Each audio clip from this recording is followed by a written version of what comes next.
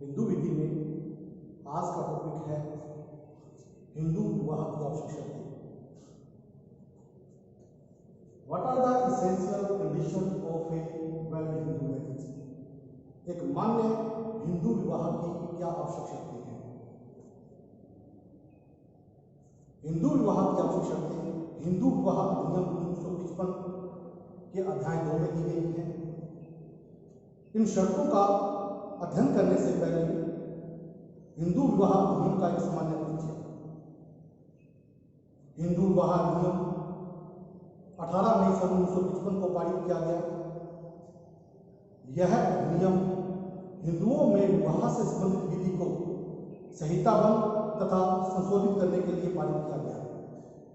इस अधिनियम में कुल 6 अध्याय हैं जो 30 धाराओं में विभक्त हैं। अधिनियम का अध्याय 2 हिंदू विवाह से संबंधित है। हिंदू विवाह की आवश्यक शर्तें इस अधिनियम की धारा 5 से 8 तक बताई गई हैं। अतः एक मान्य हिंदू विवाह के लिए इस अध्याय के अनुसार निम्न शर्तों को पूरा किया जाना अनिवार्य है। वो शर्तें हैं monogamy, soundness of mind, age of marriage, beyond prohibited degrees, beyond sapinda relationship, marriage ceremony and registration of marriage. एक मान्य हिंदू विवाह के लिए धारा 5 के अनुसार पहली आवश्यक शर्त है एकल विवाह। विवाह के पक्षकारों का विवाह एकल विवाह की श्रेणी में आना चाहिए। यहां एकल विवाह से तात्पर्य विवाह के समय वर का कोई जीवित पत्नी ना हो और वधू की कोई जीवित पति ना हो। इस प्रकार एक हिंदू मान्य विवाह की पहली आवश्यक शर्त है मोनोगेमी, एकल विवाह, धारा 5 क्लोज 1। इसी अधिनियम की धारा 5 के क्लोज 2 के अनुसार मान्य हिंदू विवाह की जो दूसरी आवश्यक शर्त है वो है पक्षकारों की स्वच्छता। विवाह के समय विवाह के पक्षकार स्वच्छित होने चाहिए। यहां स्वच्छता को मापने की इस अधिनियम में 3 आधार दिए गए हैं। इस धारा के अनुसार विवाह के समय वैवाहिक पक्षकार विवाह की विधि मान्य सम्मति देने में समर्थ होने चाहिए, या विवाह के समय यदि विवाह के पक्षकार विधि मान्य सम्मति देने में तो समर्थ हैं, लेकिन वो किसी ऐसे मानसिक विकार से पीड़ित नहीं होने चाहिए जिससे कि वो विवाह या संतान उत्पत्ति के लिए असमर्थ हो। अगर वो उनमें ऐसा कोई मानसिक विकार है तो वो भी अस्वस्थता की कैटेगरी में आएगा। और तीसरा आधार है कि विवाहिक पक्षकारों में से किसी को उन्मुक्ता का दौरा बार बार नहीं पड़ना चाहिए। इस प्रकार इन तीनों आधारों में से एक भी आधार अगर विवाह के किसी पक्षकार में है तो वह आधार अस्वस्थता की कैटेगरी में आएगा। यहां मैं आपको एक संशोधन की तरफ ध्यान दिलाना चाहूंगा। अधिनियम की धारा 5 के क्लोज 2 जहां मैंने आपको ये बताया है कि पक्षकारों को उन्मुक्ता का दौरा बार बार नहीं पड़ना चाहिए, वहां पहले शब्द मृगी भी शामिल था, लेकिन 1978 के संशोधन के द्वारा इस मृगी शब्द को हटा दिया गया है। अब अधिनियम की धारा 5 की तीसरी आवश्यक शर्त एज ऑफ मैरिज, विवाह की आयु। अधिनियम की धारा 5 के खंड 3 के अनुसार विवाह के समय वर ने 21 वर्ष की आयु तथा वधू ने 18 वर्ष की आयु पूरी कर ली हो, अर्थात विवाह के समय वह कम से कम 21 वर्ष का जबकि वधू कम से कम 18 वर्ष की होनी चाहिए। यहाँ भी 1978 के द्वारा संशोधन किया गया है। 1978 से पहले वैवाहिक पक्षकारों की आयु में वर की आयु 18 वर्ष थी, जबकि वधु की आयु कम से कम 15 वर्ष होनी चाहिए थी। 1978 के अमेंडमेंट के द्वारा अब वैवाहिक पक्षकारों में वर की आयु तो 21 वर्ष कर दी गई है, जबकि वधु की आयु 18 वर्ष कम से कम कर दी गई है। इस प्रकार अधिनियम की धारा 5 की जो चौथी आवश्यक शर्त है, उसके अनुसार वैवाहिक पक्षकार प्रतिष्ठित नातेदारी से परे होने चाहिए। विवाह के पक्षकारों में कोई प्रतिष्ठित नातेदारी नहीं आनी चाहिए। यहाँ प्रतिष्ठित नातेदारी से विपरीत है अधिनियम की धारा 3G। अधिनियम की धारा 3G में प्रतिष्ठित नातेदारी की कुछ डिग्रियां दे रही हैं। वैवाहिक पक्षकार उन डिग्रियों में से किसी भी एक डिग्री में नहीं आने चाहिए। उदाहरण स्वरूप ये डिग्रियां निम्न हैं, जैसे भाई बहन, चाचा भतीजी, भतीजा चाची, भाई बहन के बच्चे, बहनों के बच्चे, भाइयों के बच्चे आदि। अर्थात वैवाहिक पक्षकार इन डिग्रियों में से किसी भी एक डिग्री में नहीं आने चाहिए।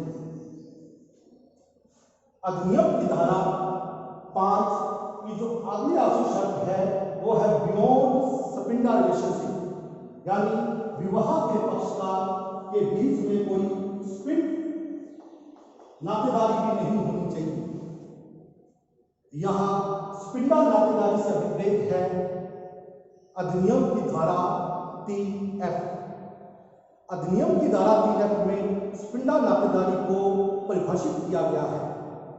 इस अधिनियम के अनुसार स्पिंडा नातेदारी आती है मां की तरफ से ऊपरी ओर की परंपरा में 3वीं पीढ़ी तक, जबकि पिता की ओर से ऊपरी ओर की परंपरा में 5वीं पीढ़ी तक। ये यहाँ तक की जो नातेदारी है वो स्पिंड नातेदारी में आती है।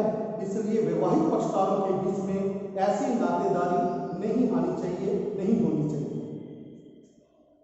लेकिन यहाँ इन दोनों शर्तों का एक सामान्य अपवाद भी है। वो अपवाद किसी अधिनियम की धारा 5 में ही बताया गया है। जैसा कि हमने ये देखा कि वैवाहिक पक्षकार प्रतिष्ठित नातेदारी में नहीं आने चाहिए, वैवाहिक पक्षकार स्पिंडा नातेदारी में नहीं आने चाहिए। लेकिन इन दोनों ही शर्तों का एक सामान्य अपवाद है दोनों पक्षकारों की रूढ़ी या प्रथा। अधिनियम की धारा 5 में यह उल्लेख किया गया है कि यदि दोनों पक्षकारों की रूढ़ी या प्रथा में दोनों के बीच, चाहे वो प्रतिष्ठित नातेदारी है चाहे वो स्पिंडा नातेदारी है, अगर विवाह अनुज्ञात है तो ऐसा विवाह मान्य और वैध होगा। सरल शब्दों हम ये कह सकते हैं कि अगर पक्षकारों की रूढ़ी ये मान्यता देती है कि वैवाहिक पक्षकार प्रोहिबिटेड रिलेशन डिग्री में हो चाहे स्पिंडा रिलेशन में हो, अगर उनके बीच उस रूढ़ी के अनुसार विवाह अनुज्ञात है तो ऐसा विवाह मान्य और वैध होगा, यानी वहां पर इन शर्तों का उल्लंघन नहीं माना जाएगा। इस प्रकार अधिनियम की धारा 5 में दो हिंदुओं के बीच विवाह की आवश्यक शर्तों का उल्लेख किया गया है। ये शर्तें हैं एकल विवाह, पक्षकारों की स्वच्छता, विवाह की आयु, प्रतिष्ठित नातेदारी से परे, स्पिंडा नातेदारी से परे। अब इसके अतिरिक्त हम उन 2 शर्तों का भी उल्लेख कर सकते हैं। अधिनियम के अध्याय 2 में ही धारा 7 में पक्षकारों के वैवाहिक कर्मकांड की बात की गई है। धारा 7 के अनुसार विवाह के समय वैवाहिक पक्षकारों में से किसी एक पक्षकार के रूढ़ी या प्रथा के अनुसार उनके विवाह कर्मकांड का किया जाना भी अनिवार्य है। अगर ऐसा कर्मकांड नहीं किया जाता तो अधिनियम की धारा 7 के अनुसार ऐसा विवाह अपूर्ण तथा अबाध्यकर होगा।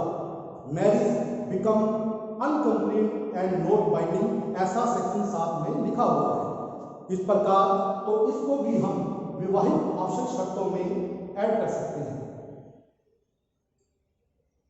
यहाँ संक्षेप में मैं फिर उल्लेख करता हूं कि दोनों पक्षकारों में से किसी एक पक्षकार का वैवाहिक संस्कार का अनुष्ठापन किया जाना अनिवार्य है। हिंदू विवाह का रजिस्ट्रेशन अधिनियम की धारा 8। हिंदू विवाह अधिनियम की धारा 8 विवाह के पंजीकरण के बारे में प्रावधान करती है। हालांकि इस अधिनियम में यह लिखा गया है कि राज्य सरकार चाहे तो विवाह के पंजीकरण के लिए नियम बना सकती है। अगर किसी राज्य सरकार ने विवाह के पंजीकरण के लिए कोई नियम बनाया है तो हमें उस नियम के अनुसार विवाह का पंजीकरण करवाना होगा। लेकिन यहाँ हम माननीय उच्चतम न्यायालय के निर्णय का उल्लेख करते हैं। श्रीमती सीमा विश्वास वर्सेस अश्विनी कुमार, यह सुप्रीम कोर्ट का डिसाइडेड निर्णय है सन 2006 14 फरवरी। 14 फरवरी सन 2006 को माननीय उच्चतम न्यायालय ने अपने निर्णय में यह अभिनिर्धारित किया कि प्रत्येक विवाह का पंजीकरण करवाया जाना अनिवार्य है। अगर हम माननीय उच्चतम न्यायालय के निर्णय को कोट करें तो यहाँ हिंदू विवाह का पंजीकरण भी करवाया जाना अनिवार्य है। इस प्रकार हिंदू विवाह की आवश्यक शर्तें अधिनियम की धारा 2, अधिनियम के अध्याय 2 की धारा 5 से 8 तक वर्णित की गई है।